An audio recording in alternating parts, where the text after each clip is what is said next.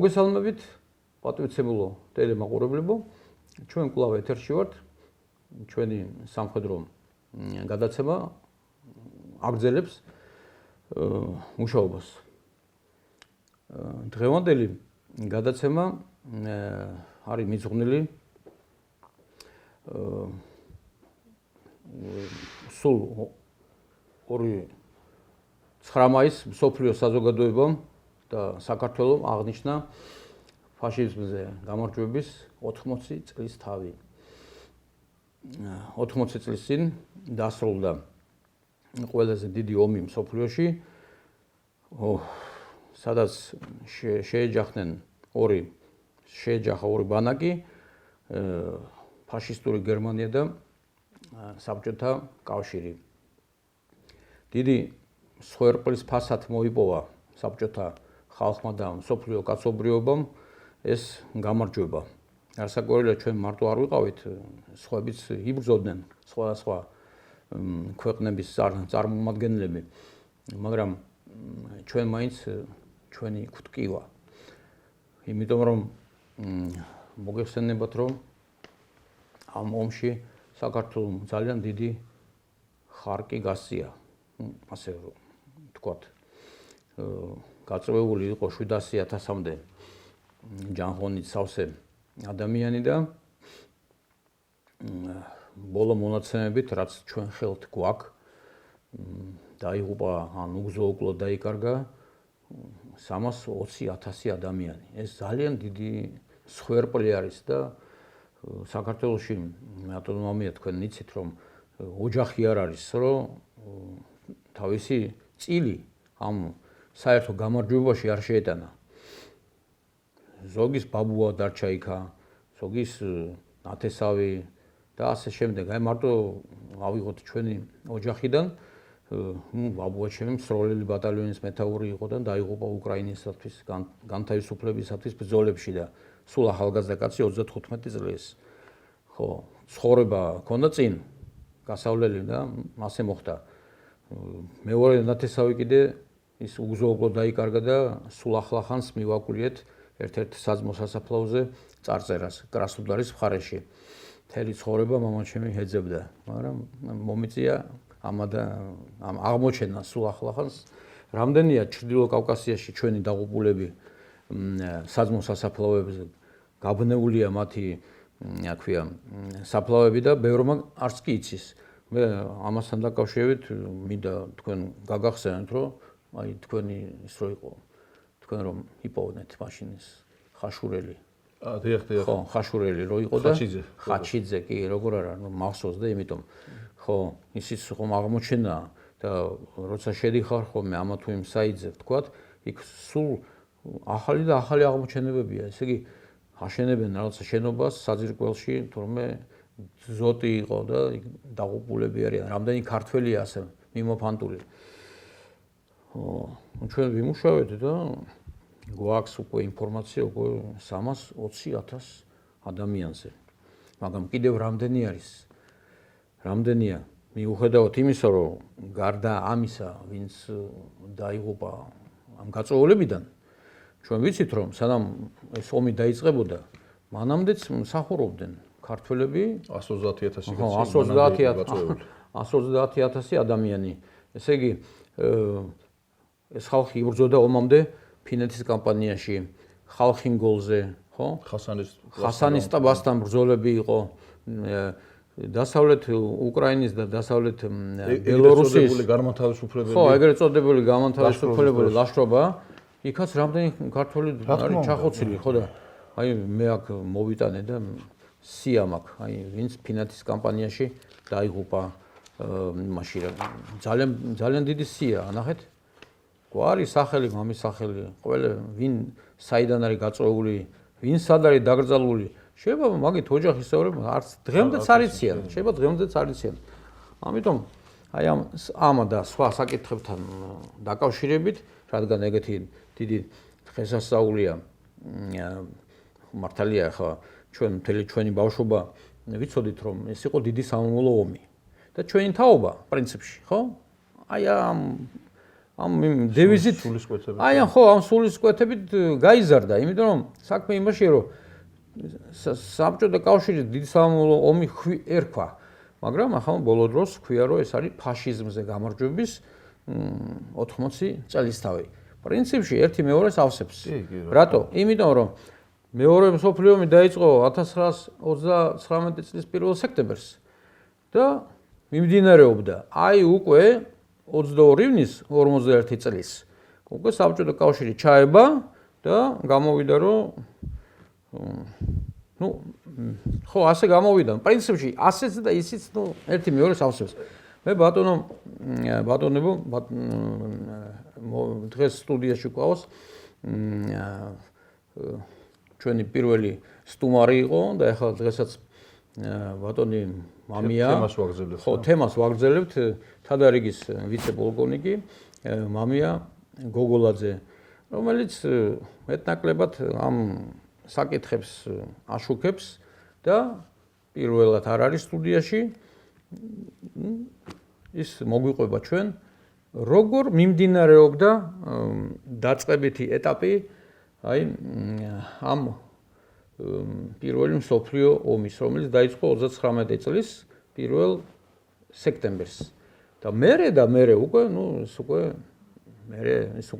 მეორე ეტაპია დიდი სამამულო ომი და მერე ჩვენ განვიხილავთ ჩვენ ქართველობას ვინ რა დაიმსახურა როგორ დაიმსახურა ახლა თავარი სამხედრო უმაღლესი მთავარსარდალი იყო თავარი ქართველი ასე ვთქვათ ეს ცალკე ის არის თემა მაგრამ მოდით დავიწყოთ თავიდან როგორ მიდიოდა კი ბატონო დიდი მადლობა პირველ რიგში ნება მივუძეთ მიულოცო აი სამწუხაროდ ბევრი არ არიან დარჩენილები მეორე მსოფლიო ომის მონაწილეები მათ მიულოცოთ დღეგრძელობა ჯანმრთელობა და ყველაფერი კარგი უსურვო ასევე იქ დაღუპული ოჯახის წევრებს და გათანაბრებულ სამულოს მუდად გათანაბრებულ პირებს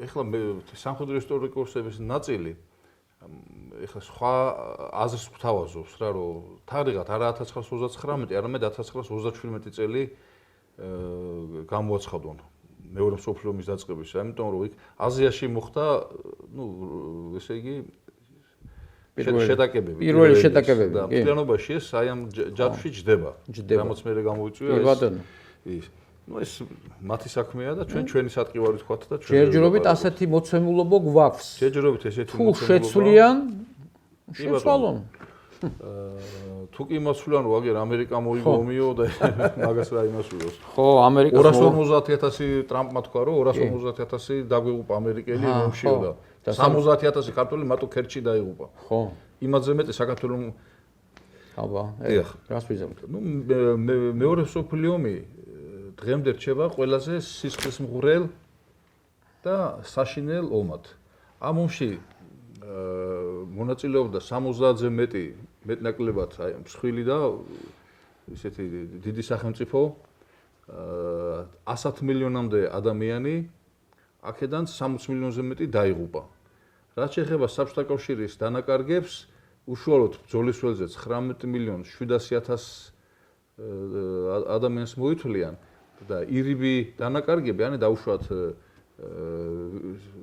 ზურგში იყვნენ, მაგრამ ომის გამო ვერ გაეწიათ სათანადო სამედიცინო დახმარება, ან გადატვირთული მუშაობის გამო დაუშვათ გულმა ვერ გაუძლო ან სხვადასხვა ჯანმრთელობრივ 7 მილიონზე მეტია. ანუ ესე იგი დაახლოებით 27 მილიონი ეს რეალური ციფრია საბჭოთა კავშირის დანაკარგები.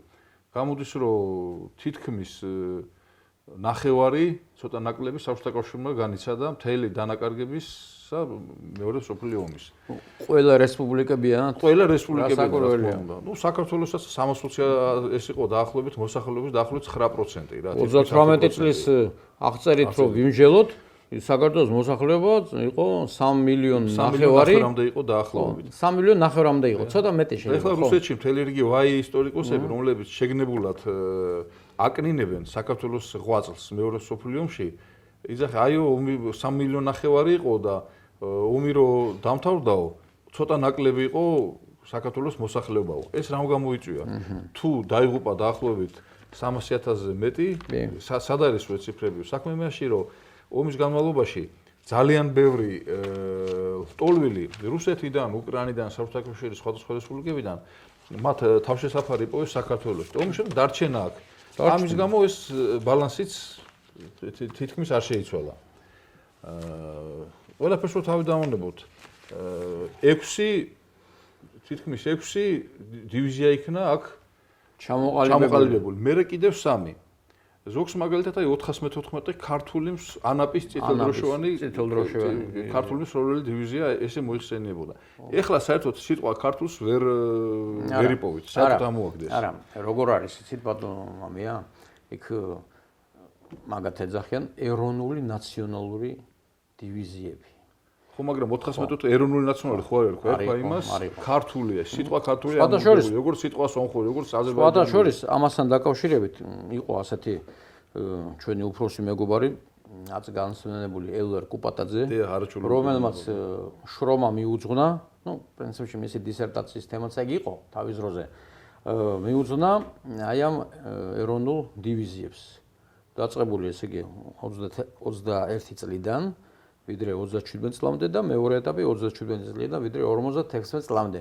აი იქ ეს ყველაფერი არის გაშიფრული. როგორ შეიქმნა, რა რაოდენობა იყო, ვინ იყო მეთაურები, რა ქვია, პოლკების მიხედვით მეთაურები ვინ იყვნენ და სხვადასხვა უნდა ითქვას, რომ აი ამ პოლკების მეთაურები, ხო?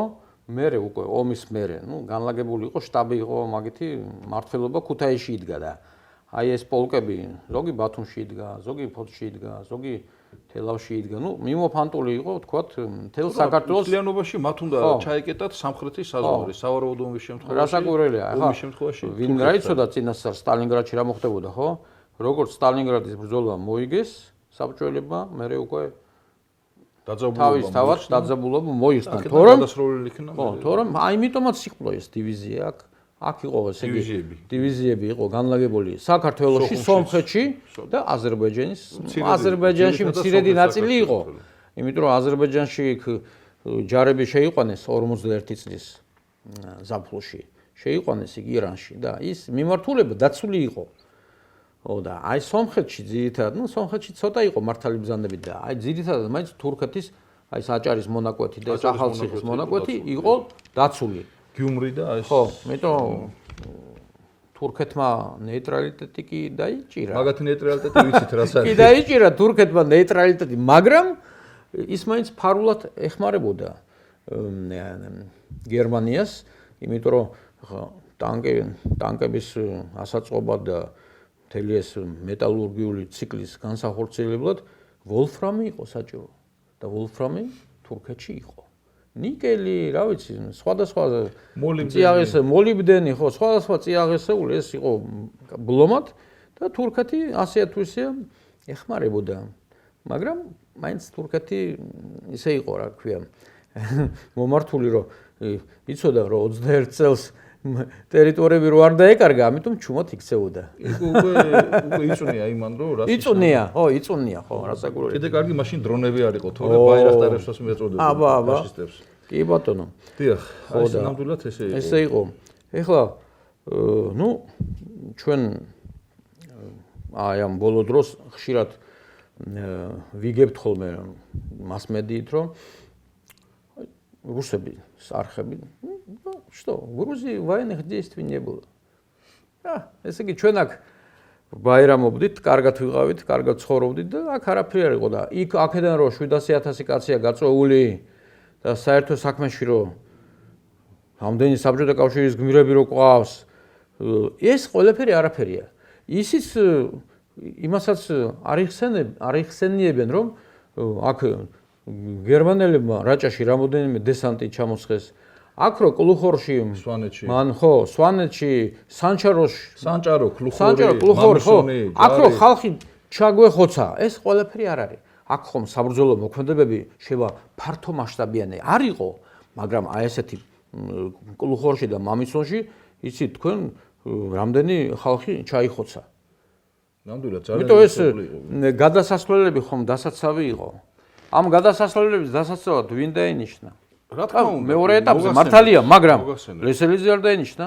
სხვათა შორის მეორე ეტაპი იყო, მაგრამ ბევრად უფრო დრამატული ვიდრე პირველი. კი. მოდით გავიხსენოთ რა, უმაღლეს მთავარსარდლის იოსებ სტალინის ბრძანება არც ერთი ნაბიჯი უკან, ნომერი 227 ეს შეიძლება ითქვას დრაკონული, მაგრამ როდის გამოიცა ეგ?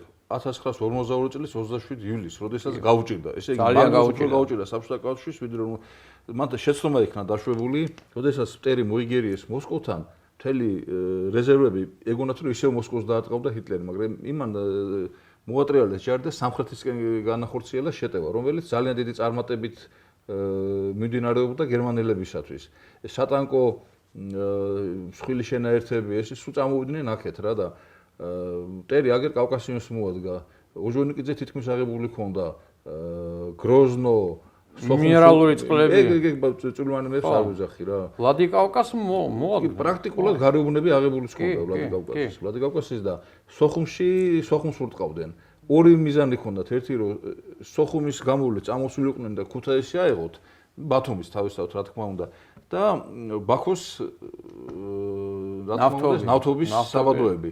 ამით ჯერ ერთი რომ საბჭოთა კავშირის ფაქტურად ეს უზრუნველყოფდა ბაქო ნავთობი და თან თვითონ წაიღებდნენ. აი ახლა სულ ახლა ესეთ ფაქტი ამოხდა რომ მოკავშირეები რა კონკრეტულად ინგლისელები დარწმუნებულები იყვნენ რომ ბაქოს დაკარგავდნენ და უკვე მსხვილი სავიეცო დივიზიები ჰქონდათ გამზადებული რომ ბაქო დაებომბათ. რამე თუ აი ეს ნავთობის ეს საბადოები მტერს გერმანელებს ჩაიგდოთ ხელში. იმის თქმა შეიძლება სავსებით სამართლიანად რომ კავკასია და საქართველო უკანასკნელ როლს არ თამაშობდა ჰიტლერთან ბრძოლებში. რატო? იქ ნავთობი იყო გასაგებია, მაგრამ ეს ლეგიონები რისთვის შეიქმნა? ქართული ლეგიონი, სომხური ლეგიონი, პოლკი და დივიზია რევოლუცია. ეს აზერბაიჯანელების დაკომპლექტებული 416 დივიზია, აზერბაიჯანული. არა, მე ვიძახი გერმანელების. ხარეზე რო იბრძოდნენ. ხო. ისინი ხომ ყველა უბრალოდ არ შექმნილან იმ კონტინგენტისგან, რომელიც ემიგრაციაში იყო წასული და იქ ცხოვრობდა. და ტყვედ ჩავარდნილები, ხო? ამ კონტინგენტს იყენებდნენ სათავისოდ მომავალი გეგმების განსახორციელებლად, როცა იქ ბაქოს აიღებდნენ. ნუ პირველი სხვადასხვა სცენარი მეორდება. როგორც მოხდა 21 წელს ბაქოს დაკავება წითლების მიერ, რისთვის ნავთობის გამო. აქაც იგივე მოქმედებები მიმდინარეობდა, რომ ბაქო ხელში ჩაეგდოთ. სასიცოცხლო სჭირდებოდა. ისე რომ ჯევიჩია ბაშნია რო არის, მაგრამ ისეთი დივერსიული აქტი იგეგმებოდა. კი. და იქ საბჭოთა ჩეკისტებმა მაგის სულ ცოტათი დაასწრეს, თორე მან ძალიან დრამატულად განვითარდებოდა მოვლენები. აი აქ ისე და ისე მithქვია ხოლმე სხვა არხების ეთერში, არაჩვეული პიროვნება ჩვენი დეკანის მოადგილე იყო რეზო გოგოძე, რომელიც ხეთელი იყო წარმოშობით და აი მისი სიტყვები მახსოვს რა, რომელიც აი შორეული 80-იან წლებში რო გვიყვებოდა. როდესაც აი უკან იხევდენო აი 40-ში საბჭოთა ჩამოძონძილი ნირწამხდარი და ყველანაირად დემორალიზებულები იყვნენ საბჭოთა მეომრები. და ახლა ჩვენ ვფიქრობდით ალბათო ესენიო აქ მტერს შემოუშვებენო. და უცებო რა ზაფხულის ბოლოს უკვე შემოდგომის დასაწყისში უცებ სიჩუმე არისო რა რომ გამოვედითო გარეთო და პრიეხალ ბერია ჩამოვიდაო რა. განსაკუთრებული უფლებამოსილებით კავკასიის დაცვა ორი პოლკი და ამ პიროვნებამ შეცვალა სიტუაცია მთლიანად. გაწეული იქნა ესე იგი საქართველოს ცენტრალური კომიტეტის შინსახკომის პარტიის ვეტერანების კი ახლა სულ ახლა ერთი სურათი ჩამივარდა ხელს, სადაც სტურუა ეს ცნობილი ძველი ბოლშევიკი ფორმა რო ჩაიცვა და ფრონტზე რო წავიდა. მთლიანი შემადგენლობა წავიდა ცენტრალურ საქართველოს. ყველა შეცვა ფორმა. და ქართველებს რაღაც გაკეთებული. თქვენ ალბათ ის სურათიც გინახიათ კანდი ჩარკვიანი ხელოვნების მუშაკებთან. ხორავასაც ფორმა აწვია. ხორავასაც, ვასაძესაც. ყველას წოდებები ჰქონდათ მათ. წოდებები ჰქონდათ. გარდა ამისა, ირაკლი აბაშიძე ხშირად ჩადიოდა უჩაჯაფარი ნახატების როგორი შექმნა. ხორავას წითელი ვარსკვლავის ორდენის გადასცეს, ნამდვილად საბრძოლო წითელი ვარსკვლავის ორდენი. და ყველანაირად ეხმარებოდნენ აქედან წასულ მეომრებს. აბა ჩვენ გავიხსენოთ 1993 წელი, ვინ იყო ჩამოსული იქ, აი წერილებიდან და ნუ ეგრეთ წოდებული ახლა ან 2008-ში როგორ წარმოუდგენიათ ახლა დეისაძე და ბუღაძე და ისინი ჩავიდოდნენ და მეორეს გააფხნევდნენ, ხო? არა და საჭირო იყო. ერთადერთი აი მე ისევ და ისევ. თვითონ სამხედროები მღეროდნენ, გასწორებს. რა თქმა უნდა, კაპიტანი ბუხაიძე ხომ გახსოვთ ეს ცნობილი ის რომ ვისაც ოდენებოდა მის შესახებ რომ არა ეს შესანიშნავი ლექსია. და ისევ და ისევ მე წინა გადაცემაში ახლა უბრუნდები ისევ და ისევ სოლიდარობა ქალბატონ მაყვალა გონაშვილს. ჩვენი აი ჩვენ სრული სოლიდარობა. თანადგომა. ერთადერთი ეს ქალბატონი და მწერალთა შემოქმედებითი კავშირი, ნამდვილი მწერალთა კავშირი, რომლისგანაც აი ჩვენ გძნობთ, ჩვენ რა ვეტერანები და სამხედროები, რეზერვში ყოფები თუ მოქმედები აი ამ სიყვარულს და სითბოს. რამდენი ორგანიზება გაგვეკეთებია, რამდენი შეხვედრაზე ვერ ნახავთ მოქმედ ოფიცრებს სადაცვისა. ვერავის ვერ ნახავთ. ქალბატონი მაყვალა მიუხედავად იმისა და დაკავებულებს ანი ბაღათერ არაბულია ის ყოველთვის და გვერდში გვიდგანა და სამხედროებიდან რაც მე პატარა რაღაცას რო გავაკეთოთ, მარტო რაც ჩვენ გვახსოვს ბატონ გია ყარყარაშვილის წიგნის პრეზენტაცია. მარტო ეს რადგან სამხედრო პიროვნების. ეს ყველაფერი ის მერე დაიწყო, რაც ვაშკაცურად ხასუსვამ, ვაშკაცურად ქალბატონმა მაყვალა მისცა ჩვენება აი თეატროლოგიანის კომისიაში. თან აი როგორ ლაპარაკობდა იცით, ისეთ კბილად, ისე არანაირი ზიზღი, არანაირი აბა ესეთი ის და ჩვენ მადლობის მეტი რა გვეთქვეს მწერალთა კავშირის იმაში შეიქმნა სექცია სამხედრო მწერლების. ეს ძალიან დიდი მადლობა. ამასთანავე არანაირი დაფინანსება მწერალთა კავშირს და აი ქალბატონო მაყვალამ შეძლო რომ ჯერ ის რა 4 თანათავმჯდომარეა. 4. ბატონი რეზო მიშველაძე, ბაღათერ არაბული, ესეთი პიროვნებები. ჩალაბაშვილი საცხოვრებელი, აცხოვნის უფალმა კი. და არანაირი ის არ არის ხიშპობა, როგორი ჰარმონია და ერთმანეთის ხო გახსოვთ შეხვედრები რო არის ასაკში მყოფი, მაგრამ გულით არ დაბერებული, ისევ სამშობლოს სამსახურში მყოფი ხალხი და ეხლა მათ უცხადებენ ომს. და ზუსტად ეს შეშვება მე წეგნობ ჩვენ გვერდით უნდა ვიყოთ აუცილებლად და სრული მხარდაჭერა ქალბატონ მაყვალა ისეთ კვილად ლაპარაკობდა მეთქი იმაზე ქალბატონი მაყვალა და ის შემთხვევა როდესაც გველსახ ხელით გამოიყვას ერთ კვილად ესეც მოხდა გამოსრიალდნენ ხოლებიდან ეს გველები და აი მაგალითად რა ელისო კილაძემ და ერთი ყალაბეგაშვილი იყო ესეთი ისა 7-8 წელია მე არაფერი დამეწერიავდა ერთი მაგდენი რო არ დაეწერა კარგი იქნებოდა ალბათ რა ისეთი სიბინძურები დაწერა. ეს მისი პრობლემაა. და მაგალითად ეს ელისოგი წერდა რომ აიო ეს არისო დაჩაგრულიო ქალბატონი მაყვალაო სახელმწიფო ჯილდოებით იყო დაჯილდოებულიო სააკაშვილის დროსო და ჩამოთვლია ანაკარადის სახელმწიფო ილა ჭავჭავაძის პრემია, გალაქტიონტაბიძის პრემია ეს არ არის სახელმწიფო. არ არის სახელმწიფო. ეს არის სიმბოლური თვითონ მწერალთა კავშირის სიმბოლური ჯილდოები. აი ეს აი უციგნურმა იურისტმაც კი უნდა იცოდეს და არჩევდეს არამს თუ ეგეთი პრეტენზიების მქონე პიროვნება. ნუ ჩვენ დიახ. ხარდაჭერას უცხადებთ ისედაც ქალბატონ მაყვალას თეოს მის შესანიშნავ კოლექტივს და რა ვიცი რაც საჭირო იქნება ყოველთვის გვერდში იმედი მაქვს რომ ნუ ეხლა იქაც ქართველები არიან ხო? რა საკურველია ქართველები დაინახავენ და მიხვდებიან რომ აი მე მაგალითად ნოდან მელაძის ის რო არის ეხლა იქ ეწვნენ ქალბატონ მაყვალას და ეხლა ბატონი მიხვდეთ იმისა მაგას იდეოლოგიასთან მე არაფერს შევთვალ არ მაქვს მე მარტო მივესალმები როდესაც ისინი ამხელენ გნებათ ამთავრობის კორუმპირებულ მერის ჩინოვნიკებს თუ სხვადასხვა მასში შემძრვალ ნაძირალებს ხო აბსოლუტურად სრული თანადგომა მაგრამ ეს უკვე მეტიც აკეთებენ როდესაც ესე იგი ყოველას სუფთა ადამიანს და ეხლა საქმე რაშია დაუბრუნდეთ ჩვენ ძირითად თემას ხარდაჭერა ექნება ქალბატონ მაყვალას ჩვენგან ყოველთვის რაც არ უნდა მოხდეს ეხლა ნუ მიმდინარეობდა ომი 51 წლის 22-ნის ომი დაიწყო აქ მთელი საწარმო მრეწველობა გადმოვიდა სამხედრო ყაიდაზე ევაკუაცია განიცადა უამრავმა ქარხნებმა რა ვიცი შუაგულ რუსეთიდან დროებით ოკუპირებული ტერიტორიიდან არა ციმბირშიც გაიტანეს ბევრი საწარმოები და ქარხნები მაგრამ ყველა რესპუბლიკამ მიიღო თავისი წილი, ასე ვთქვათ, განაწილება საწარმოების და ქარხნების. ყირგიზეთში ბევრი გავიდა. ბევრი ყირგიზეთში წავიდა, მაგრამ ჩვენი აქაც ხო, აი სიმფეროპოლის ქარხანა იყო აქ, როგორც მე ვიცი, გადმოსროლილი და ნაწილი სიმფეროპოლის და ტაგანროგის ძირითადი რომლის ბაზაზე შეიქმნა აქ საავიაციო ქარხანა ერთი წამით და თქვენ გააგრძელებთ. გარდა ამისა იყო კიდე უამრავი სხვა ობიექტი, რომელმაც დაიდო ბინა აქ, აი ფოთის გემთშენებელი ეხ როგორ აქ. საფუძვლად რა ედო? გქონდა. ქონდა. ეხლა აღარ არის მართალია, მაგრამ საფუძვლად დაიდო და გადმოიტანეს აქ და შეიქმნა და შერჩა საქართველოს მრეწველობას, შერჩა ეს ობიექტები. მართალია ეხლა აღარ არის მართალია, მაგრამ ანუ ხომ იყო? მთელი საბჭოთა კავშირის პერიოდში იყო. მე მინდა ბატონო მამია გთხოვოთ, აი თქვენ ეს საკითხი საავიაციო ქარხანასთან დიმიტროვის კარგად იცით და აი ეს მომენტი რომ იქნებ გაგვიშალოთ რა. ნუ საქმე იმაშია რომ ჩემი საუკეთესო წლები თავდაცვის სამინისტროდან მივლინებული ვიყავი 9 წელი აი ამ საავიაციო ქარხნის გმირულ კოლექტივთან ერთად მომიწია მე სამსახურის გავლა, რასაც სიამაყით ხას უსვავდა დიდი მოკითხვა ბატონ ავტოხოფერიას ამ ქარხნის გენერალ დირექტორს და ჩვენი უფროსი მეგობარი ბევრ სხვას და საფრთხოდ ბევრი გარდაცვლილია ნათეში ამყოფის მათსულები.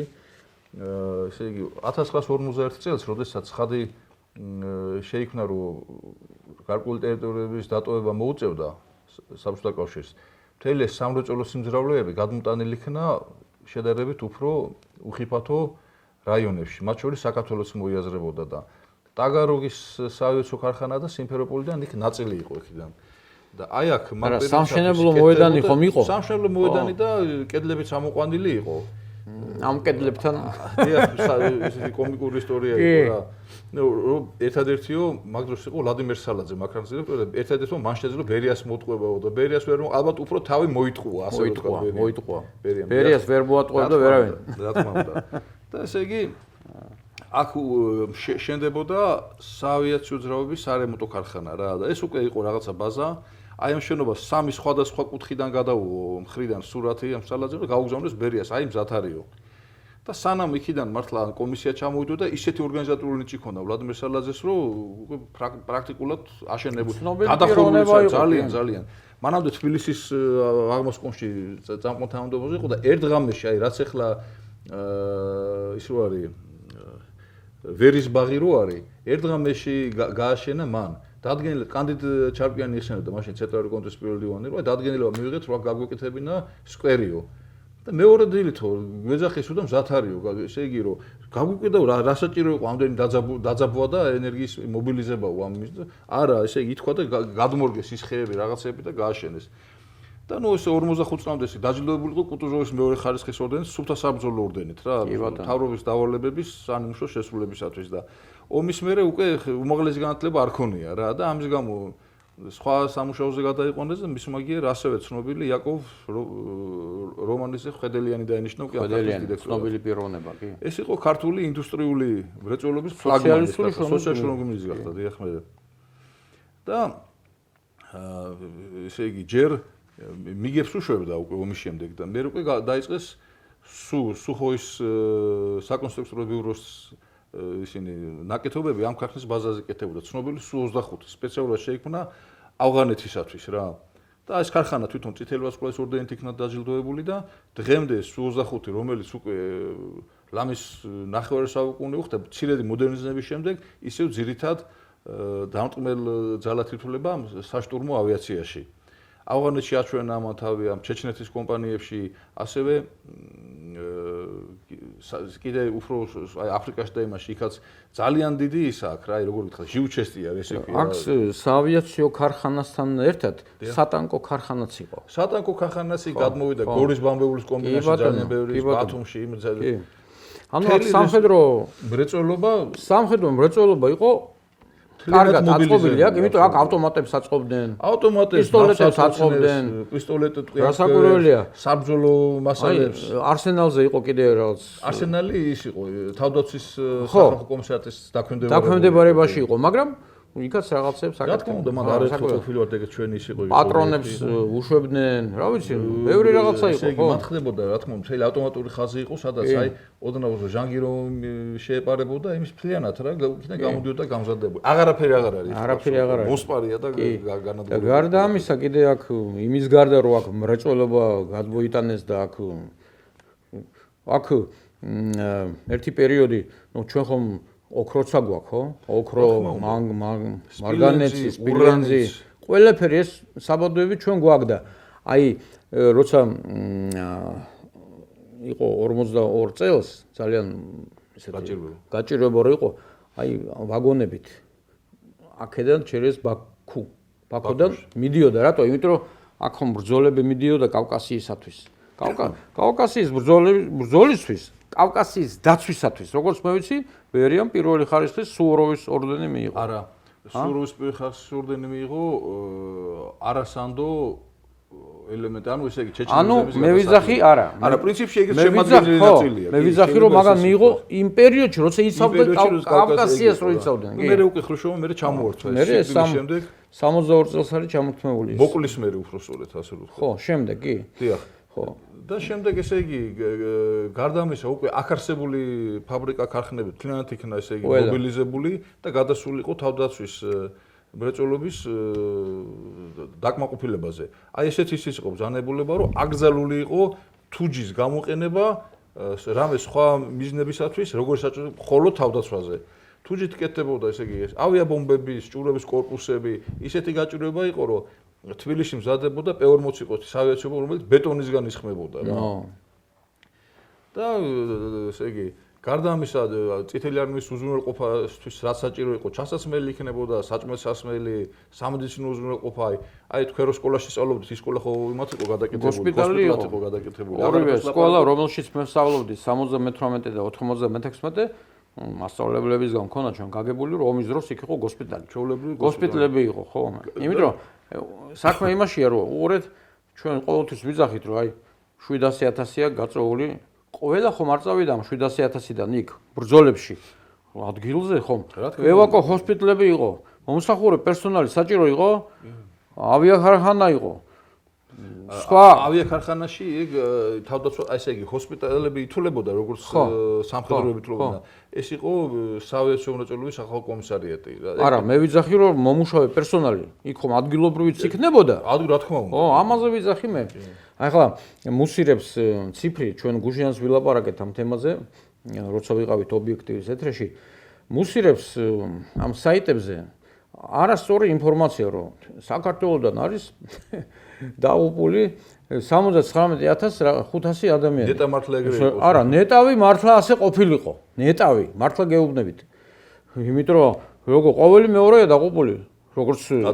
ხო გაწეული კონტინგენტიდან 700.000-დან ხო არის თითქმის ყოველი თითქმის ახლა გამოვაკელე მას 320.000 ადამიანი ხო რა რჩება რაც დარჩა ის გამრავლდა ხო ფაქტიურად და ამიტომაც ვართ ჩვენ ახლა მე და თქვენ სტუდიაში რომ არ ყოფილიყო ასე და უფრო მეტი დაღუპულიყო აბა ვინ გაამრავლებდა დემოგრაფიული მომენტიც თამაშობს ამაში ახლა უყურეთ მე ამასიანთ ვთქვი და ახლა კიდე ვიმეორებ რომ იცოდნენ აფხაზეთის ავტონომიური რესპუბლიკიდან გაწეული დაღუპული გაწეული ახლა მეტი იქნებოდა დაღუპული არის 17500 ადამიანი აჭარიდან 12382 ადამიანი ყველა ეროვნების ყველა აქ მარტო ქართველზე არა ლაპარაკი სამხრეთ ოსეთიდან 11711 ადამიანი და უკვე თბილისიდან 20000-ია დაღუპული მაგრამ აი სხვა რაიონებიდან აი ჩვენ ვიმუშავეთ ხო